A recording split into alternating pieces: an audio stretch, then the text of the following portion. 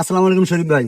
ওয়ালাইকুম আসসালাম। আপনাদের ভিডিও তো আমি সবসময় দেখি, অনেক সুন্দর সুন্দর ফানি ভিডিও করেন, এখন অনেক সুন্দর সুন্দর ভয়েস ভিডিও বানান। কিন্তু ধনবাড়িতে আমি ইতিপূর্বে একবার আসছিলাম, এখন আসছি। এই ধনবাড়ির নবাব বাড়ির ঐতিহ্যবাহী যে, এটার পুরা ধারণা আমার নাই। এই সম্বন্ধে যে আপনি একটু গোছগাছ করে কথা বলতেন, একটু জানতাম ধনবাড়ির নবাব বাড়ির ঐতিহ্য সম্বন্ধে। আচ্ছা।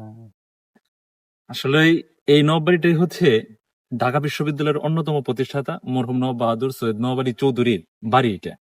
ওনারই বাড়ি এটা, উনি এগুলার দেখাশোনা করতেন। তো ওনার পরবর্তীতে ওনার পর চলে যাওয়ার পর ওনার ছেলে নওয়াবজাদা হাসান আলী চৌধুরী এটা এই জমিদারি অংশ পায় আর কি।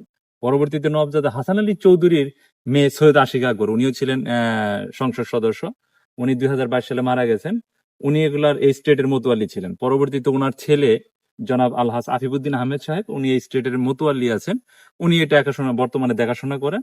এখানে পুরা নবাববাড়িটাই আপনি পাশে দেখতে পারবেন 700 বছরের পুরনো একটা মসজিদ আছে, যেটা হলো মুঘল আমলের স্থাপত্য শৈলী করা আছে। যেটা 700 বছরের 3 গম্বুজ বিশিষ্ট যেটা আছে ওটা 700 বছর পুরনো। পরবর্তীতে নবাব সাহেব ওটা অনেকটাই আয়তন বাড়িয়েছে আর কি।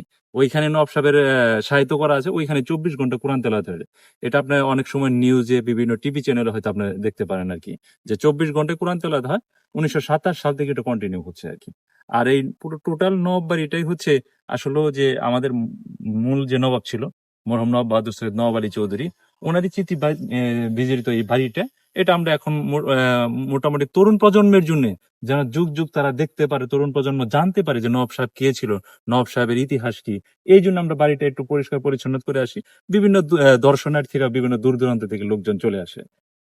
ধন্যবাদ আপনাকে, অসংখ্য ধন্যবাদ। সেই সাথে যারা অডিয়েন্স আছেন দেখতেছেন, যে আসলে এই নবাববাড়ির ইতিহাস সম্পর্কে আমরা বলতে গেলে হয়তো শেষ হবে না।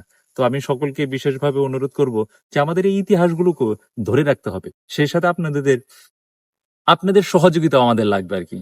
ধন্যবাদ সকলকেই।